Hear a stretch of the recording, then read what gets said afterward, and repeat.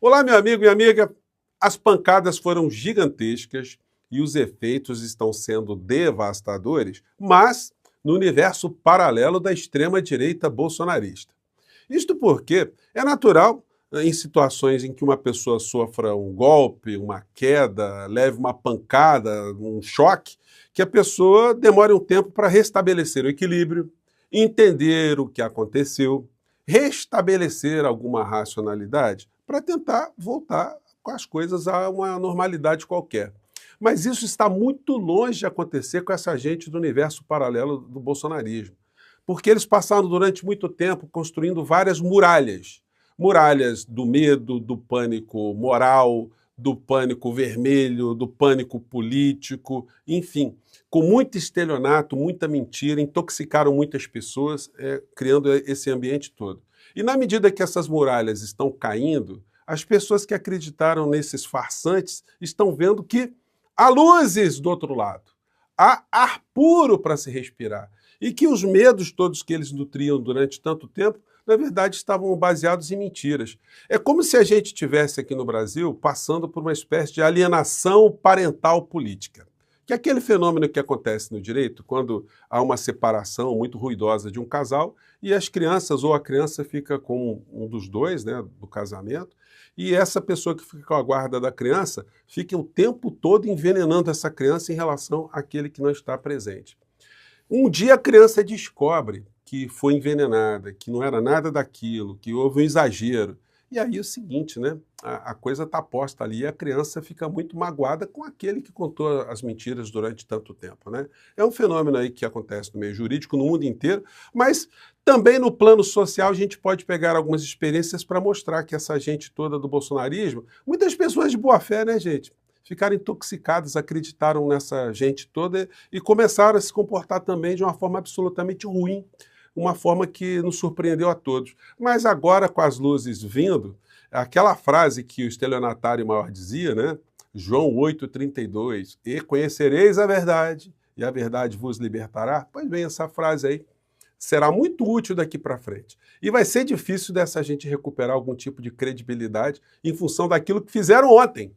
Atacaram o governo Lula, atacaram a política econômica, atacaram a Haddad, atacam o tempo todo, mas na hora de votar ficaram com medinho, tiveram que dar ali espaço à razão, né? E o medo em relação a todas as mentiras que eles espalharam por todos os lados. Bom, vou conversar com vocês sobre os últimos fatos, trazer aqui mais alguns fatos para a gente refletir também, mas antes de mais nada é fundamental convidar você que chegou agora ao nosso portal, ainda não é inscrito, para que, em primeiro lugar, você se inscreva aqui conosco e venha participar aqui das nossas discussões. Você que é muito bem-vindo, muito bem-vinda. Não esqueça de compartilhar os nossos vídeos, dar seu joinha, seu comentário, prestigie o nosso clube de membros, o nosso novo canal de cortes e continue a votar na gente para o IBEST. Como eu sempre sublinho, no primeiro comentário aqui do nosso portal, quando você for comentar também, você vai ver todos esses links ali, você clica e ajuda a gente a chegar a mais pessoas como você, tá legal? Bom, começando aqui algo que eu comentei com vocês ontem à noite, quando estava fazendo a cobertura aqui do que estava acontecendo.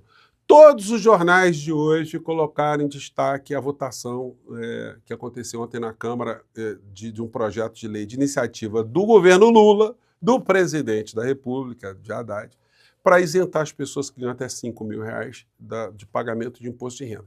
Então, todos os jornais estão falando isso. Folha de São Paulo deu destaque, Estado de São Paulo deu destaque, o Globo deu destaque, o Tempo de Minas deu destaque, Zero Hora deu destaque, Extra deu destaque. Todos os jornais, gente, Correio do Povo deu destaque, enfim, todos os jornais do Brasil, todos, de norte a sul. Correio Brasiliense, Diário de Pernambuco, Tribuna, Jornal da Bahia, todos os jornais.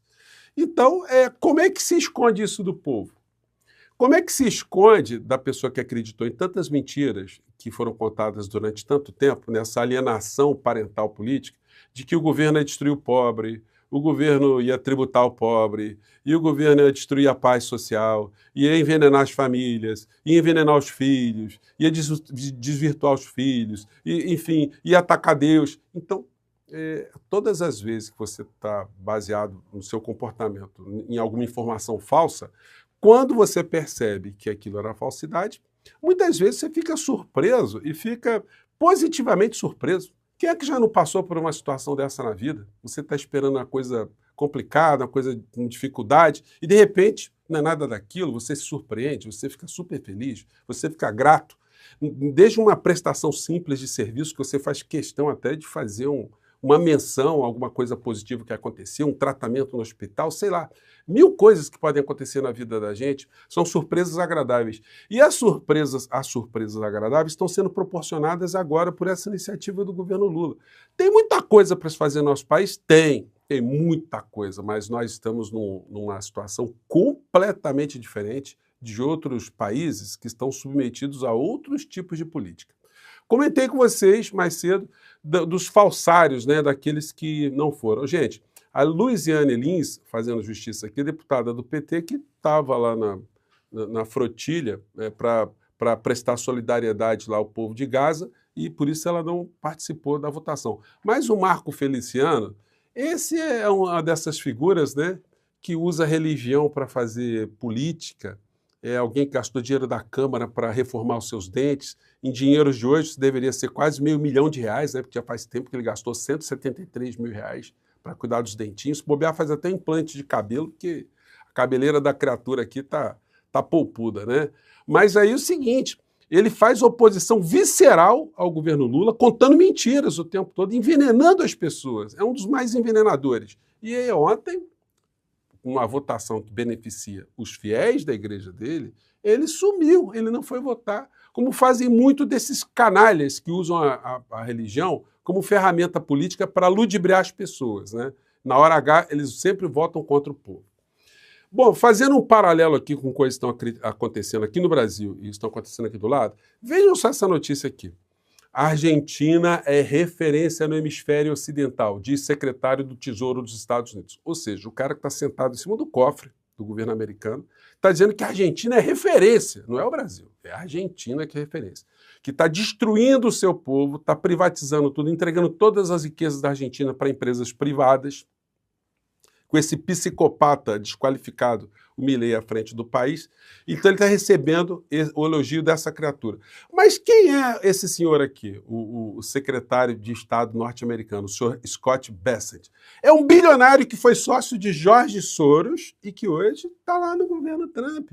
Mas essa gente não ataca tanto o Soros, que o Soros é globalista. Pois é, o sócio de Soros ganhou muito dinheiro, bilhões, com os Soros, arrecadou muito dinheiro para a campanha de Donald Trump, é um bilionário, é um cara que tem grupos de investimento, aplica em bolsa, faz negociatas desse nível, né? Alguém que não produz um prego, mas consegue produzir muito dinheiro. E aí, esse cara está dizendo que a Argentina, no que está fazendo, é uma referência para o hemisfério. Nós aqui no Brasil não, onde temos um governo que está com os olhos voltados para o social. Quem é Scott Bessent, novo secretário de Tesouro dos Estados Unidos? O escolhido de Trump é abertamente gay e já doou milhões de dólares para a campanha do Partido Democrata. Aliás, quase todo o staff do Trump é composto por bilionários, né? É um negócio interessante, já fiz aqui um papo com vocês sobre isso. E aí a gente tem os lacaios se conectando mundo afora. Tarcísio diz que Milei mostra o caminho para o Brasil na economia. É mesmo, seu Tarcísio? Privatizar tudo, esmagar o povo, sendo bajulado pelos Estados Unidos, depois ir rodar o Pires esmolando, mendigando algum tipo de dinheiro para salvar o governo dele lá na Argentina, porque a coisa está muito ruim. Então a gente tem que ficar muito atento a esse tipo de vigaristas, né, no campo da política, né, que tentam colocar aqui no nosso país novas muralhas, ou reforçar muralhas do sistema econômico, mostrando para as pessoas uma economia que só funciona bem mesmo para quem já tem muito dinheiro.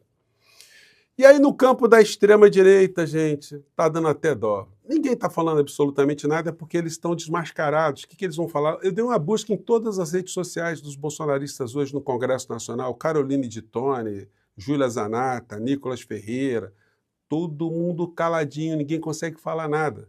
Todos eles votaram junto com Lula, votaram na proposta de Lula, proposta de Haddad, tiveram que colocar o rabinho entre as pernas. Então vocês imaginam a neurose que eles estão passando.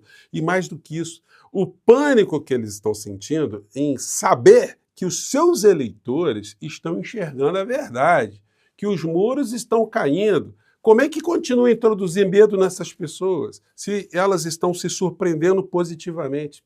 Elas podem ter acreditado nesses quadrilheiros todos, nessa gente da Orcrim, mas agora eles estão vendo a verdade que vai afetar a vida dessas pessoas. E aí vai ser difícil inventar alguma história, mas mesmo assim eles vão conseguir ludibriar ainda muitas pessoas no grande bolhão. A senhora Michele Bolsonaro, eu estava pesquisando as redes dessa gente toda, ela colocou aqui senhoras que estão com os maridos foragidos. Eu vou colocar um trechinho aqui, porque tem um comentário a fazer sobre isso. Vamos pegar o trecho aqui. Povo brasileiro, senhores parlamentares, meu nome é Vanessa, eu sou esposa do Ezequiel, nós somos pais de 6 crianças.